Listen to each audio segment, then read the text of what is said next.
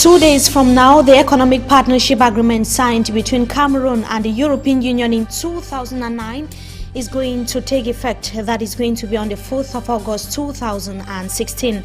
Some economic experts here in the economic capital Douala say that it was a huge risk for Cameroon to have ventured into. Now, when some unfortunate candidates are not sure of the result of their examinations, they have so far called on the backboard to verify whether they actually failed in the examinations, that the results of the examinations that were made public a few days ago. These are headlines. We shall be right back.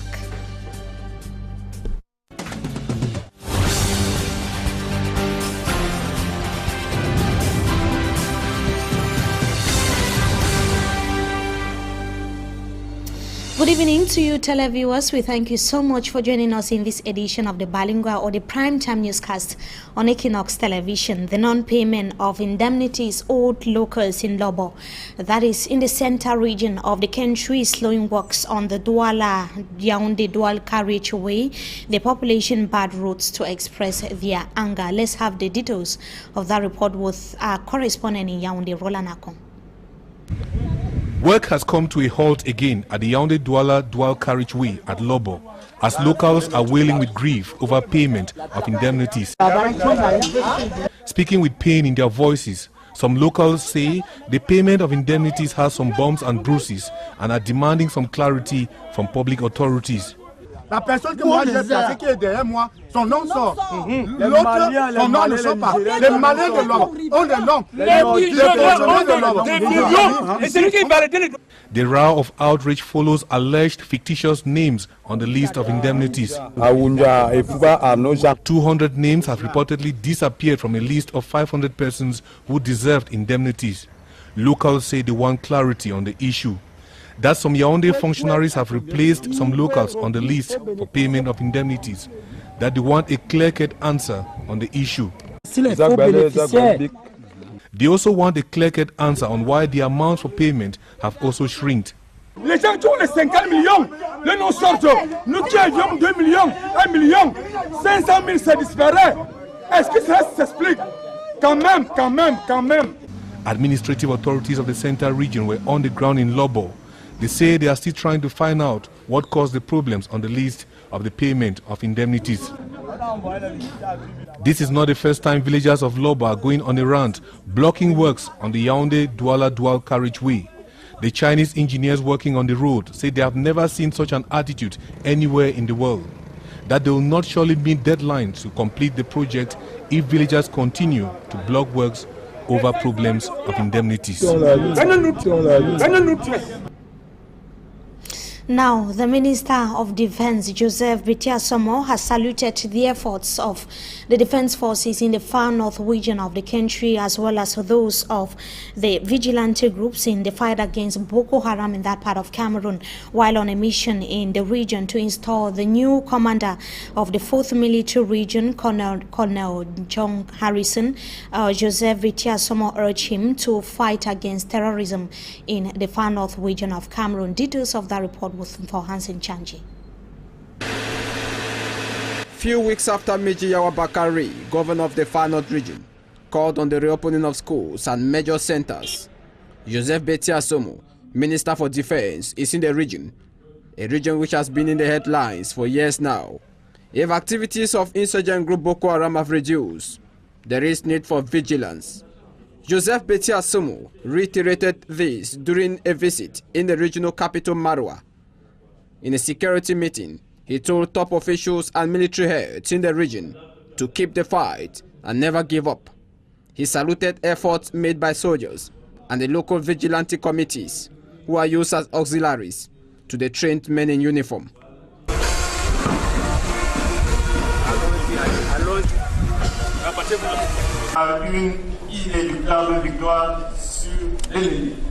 This call was again made during the installation of 54-year-old Colonel John Harrison as commander of the 4th Military Region, appointed by presidential decree on July 20, 2016. The new commander has an excellent knowledge of the topography of the region, having worked in Mayo Sava Division. Colonel John Harrison takes over command within the context of a fight by soldiers who have the benediction of Cameroonians against one enemy, Boko Haram.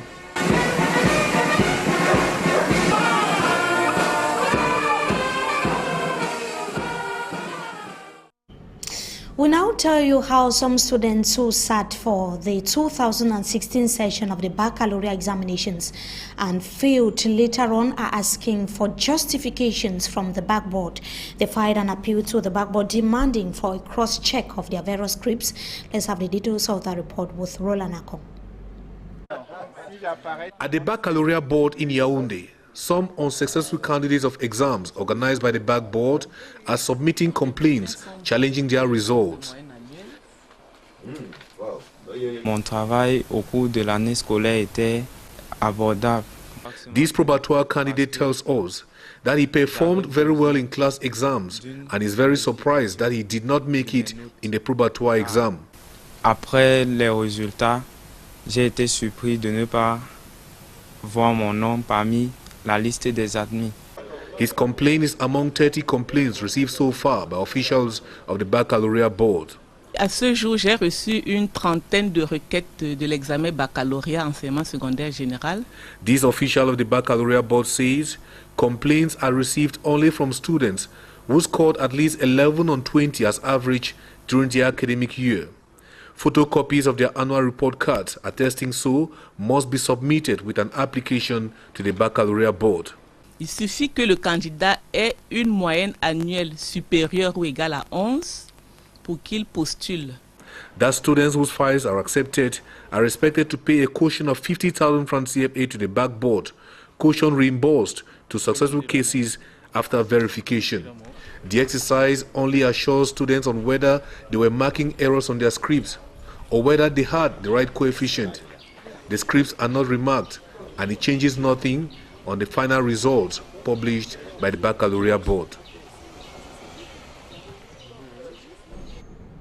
And in health, prenuptial testing is very important when two persons are planning to get married and eventually make babies. Health experts have underscored the need for such tests, which is a guarantee of having healthy babies.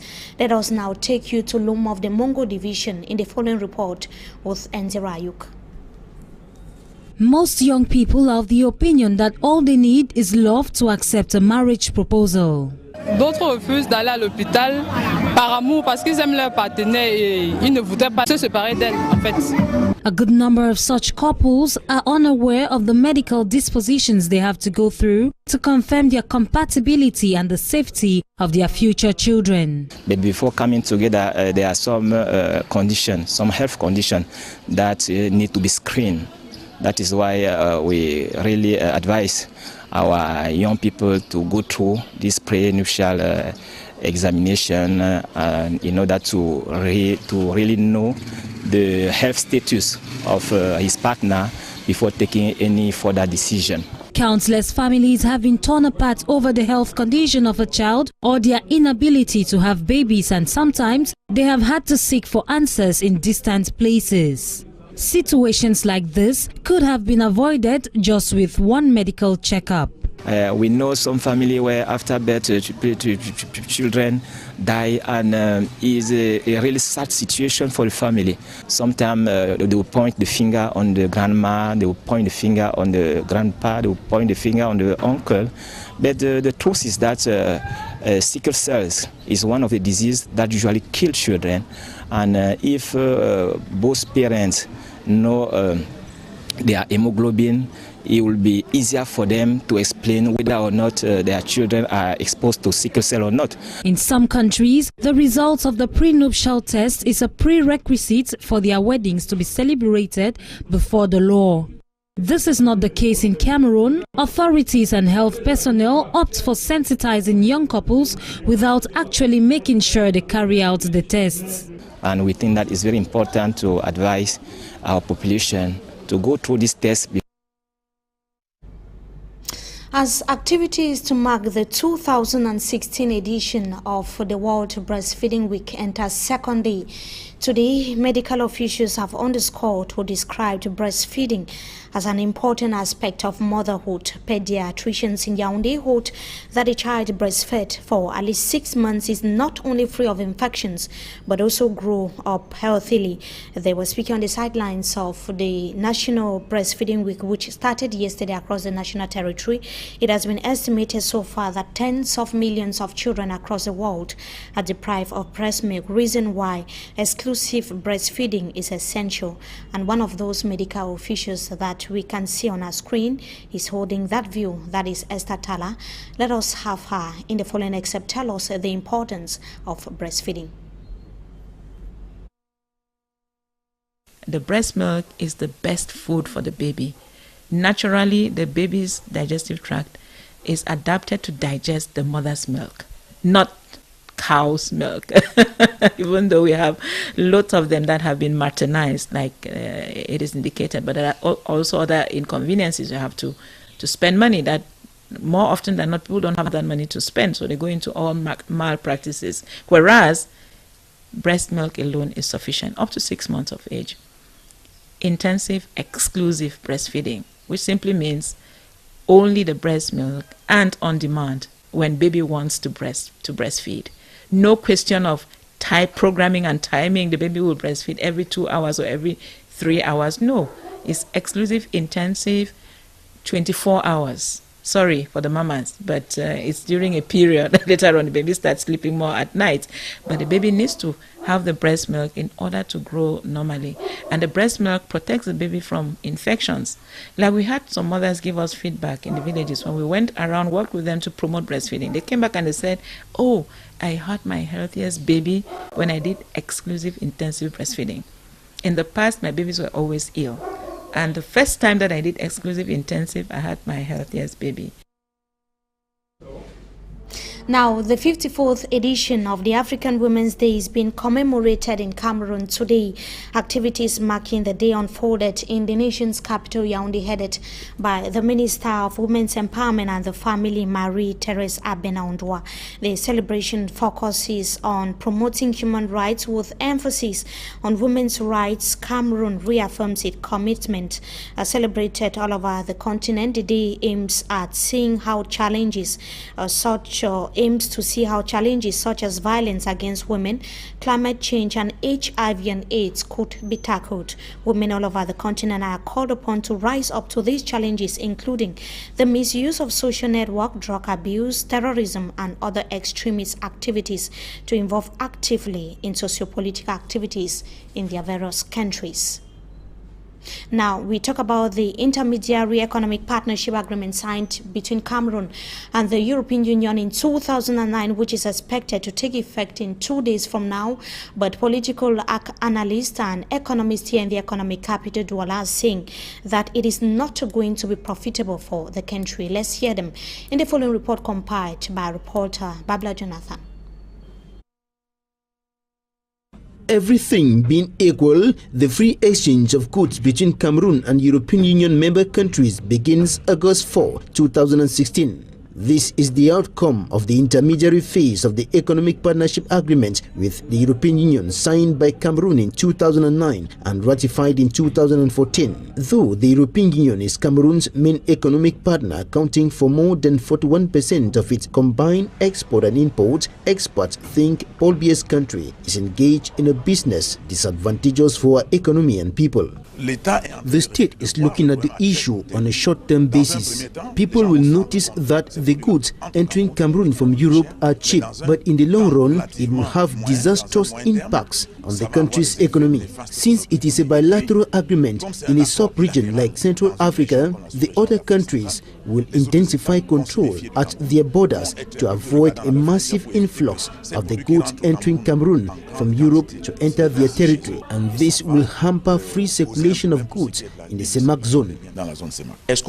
We did not choose the right angle of negotiation because Cameroon ought to have chosen the most important sector to upgrade local enterprises. But we chose less important sectors. According to us at the Progressive Movement political party, the first sector would have been transport. Terms of the agreement indicate that the main products Cameroon could export include bananas, cocoa, aluminium, and sugar. These represent just a meager percentage of the 1,670 products involved in a free exchange deal extending over 20 years for the European Union and 15 years for Cameroon. According to analysts, this indicates that the disadvantages of the deal for Cameroon grossly outweigh the advantages, notably in the long run. The profit for Cameroon is that her products will be sold in Europe without custom dues. But the products to be exported by Cameroon are mostly farm products that are perishable, and foreigners will even come into the country to produce the same products, and they will have better transport facilities to transport those products. And this means that locals may lose their lands and their farm products and will find themselves in the city, and that will create unemployment, as was the case in Mexico with the free trade agreement between the United States, Canada, and Mexico. As Cameroon struggles on how to cope with the free exchange of products with the European Union, negotiations are still underway for a Central African Economic Partnership Agreement with the European Union. Other countries of the sub-region are still hesitating to join Cameroon. And we shall be talking about that in just few minutes from now. Now, Cameroonian or after Kofi Olomide, Congolese artist, was set free after physically assaulting one of his dancers.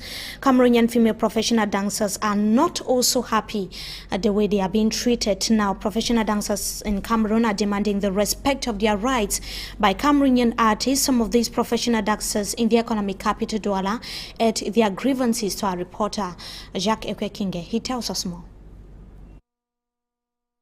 Dismissed by the Congolese judiciary, Congolese musician Kofi Olomide will be spared a prison term after physically assaulting one of his dancers while on a tour in Kenya. An action which is not exclusive to the Congolese star though, because even in Cameroon, the atmosphere is gloomy between musicians and professional dancers. Beaucoup d'artistes qui doivent avoir des problèmes aussi comme ça, comme Kofi Olomide.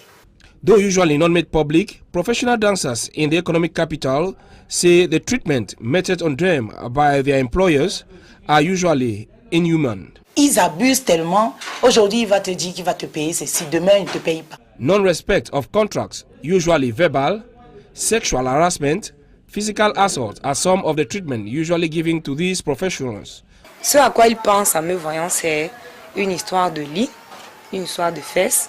Te pose un certain nombre de conditions pour pouvoir danser, peut-être on va te... Inhuman treatment, which most of the time go unpronounced due to frustration, trauma or out of fright on the part of the dancers. Si vous partez demander à d'autres danseuses, elles vont jamais vous parler parce qu'elles ont peur. It is a reality that the relationship between musicians and professional dancers in Cameroon is not a bed of roses. This group of professionals have come up with an association to help defend their rights, which are most of the time trampled on by artists. And that is that for this first segment of the news. Up next is Talking Point. Stay with us.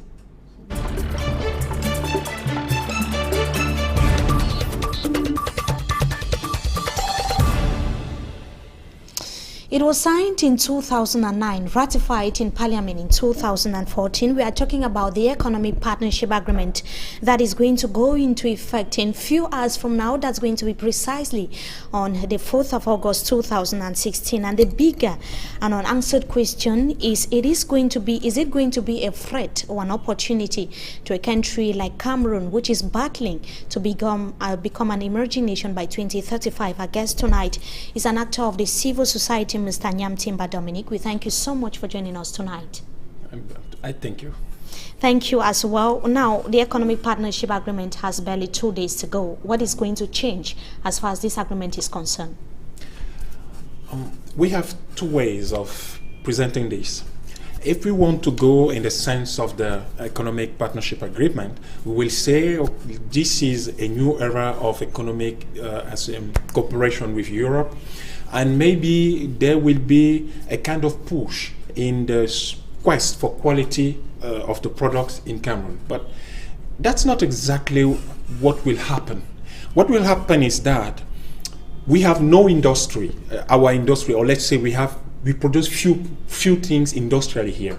So our industry is very weak, and we had to protect our market so that our industry can grow. What we call development is based on industry, and these agreements will just kill most of the initiatives to build a local industry in our country.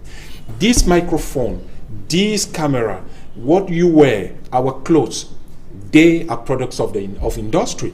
And what is happening with this agreement is exactly what happened in 1884, when the Europeans sat down in Germany and decided to come and make all the Africa their colonies. They were looking for new markets. And that's what they are doing now. They are looking for new markets, and they have decided, because in Africa, there are no people who, among our leaders, to say no, but now we can see some who are saying no. But most of them can't say no, and this is one of the problems we have, because we don't understand why in Cameroon our government, our president, our parliamentarians have accepted these agreements like they have been presented. Because what will happen is that all our incomes from the customs will just shade. We will not have them. And how will we finance schools, health, and agriculture? What will we do? How will we build roads? Where money will come to build this when we have nothing to produce, when people come and just buy what they produce in their country? I think some countries in Central Africa have actually thought about this huge impact that's going to have on their economy, and they have refused to sign the economic partnership agreement. And they are right. What impact can it possibly have, since you've already raised the point, on a sub-regional integration? Cameroon, which is the natural leader of the Central African region, will be isolated. And that's not good for the leader to be isolated. We cannot be among all these countries. We have Congo, Gabon, Equatorial Guinea, Chad, Central African Republic, who they all think that the development of Cameroon will have such a huge impact on their own development that will help them, that will foster their own development. But when Cameroon have chosen to not to develop its country, to let the country become just the market for others, and that we will produce nothing, what will happen is that their own development will feel the negative impact of these agreements that the agreements will have on our country. This view you have is actually shared by several Cameroonians, especially economic experts. We heard their views in the course of this newscast as Babla Jonathan actually spoke to them. But there is another school of thought that is thinking that it is going to be profitable and beneficial for a country like Cameroon. Now, is the country ready to face some of these challenges that is going to be coming up as far as the economic partnership is concerned? There are always different school of thoughts. You remember that in 1884, not all Cameroonians after that were willing to sign the protectorate agreement with the Germans. The father of my grandfather did not agree with that, but we became a protectorate of the Germans, and we see what happened later. When Ruben Unyobe decided that Cameroon should become independent, there were people who were saying no, Cameroon should remain a territory under the rule of France. So there are always different schools of thought, but are all different schools of thought right? The theory of historic economic development says that any country that wants to develop itself should develop its industry. And the best way to develop your industry is to protect your market. And if Cameroon can't protect its market, how can we develop the industry in our country? How can we become a country that can lead this Central African region into the industrial era, into the development, into the development of these countries that are all looking at us? We should have been the country that should have said no first, in the first place. Why do Europe put Cameroon under pressure to sign first? Because they were thinking if the leaders sign, then the other countries will sign, knowing what is the impact of the economy of Cameroon on the other countries. So this school of thought that says these agreements are something good, they are wrong. And what is right is that we should never have accepted to sign this It is not good for our industry. If people can come and sell this microphone to 5 francs, and for you, if you manufacture them here, maybe it will cost 7 francs. Who will buy your own microphone?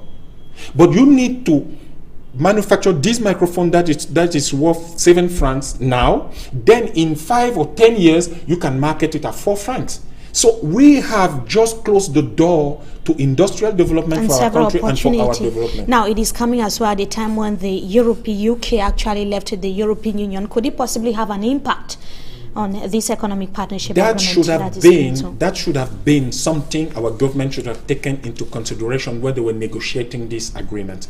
In 2009, they never saw that coming. In 2009, all economic and political experts, people who were really monitoring what was happening in Europe, knew that later or sooner Britain will exit the European Union. So, considering this, people should have known that if Britain is doing all they can to get out of Europe, so Europe is not the best place to be. And we have seen all that happened with Greece. How can we still go into this kind of agreement with Europe? I'm not saying that we should not partner with Europe, but I'm saying that we should partner with Europe, putting ahead only our interest. Our interest. And our interest is to develop the industry. It has just 2 days to go. Let country. us just see how it unfolds. We thank you so much, Mr. Yamtimba Dominique, for joining us tonight. We hope to have you some other time again. I will be available for you. Thank you so much to our viewers. We thank you so much as well for joining us in this edition of the Primetime Newscast on Equinox Television. Wishing you a blessed stay in the company of our programs. Until we meet again, goodbye.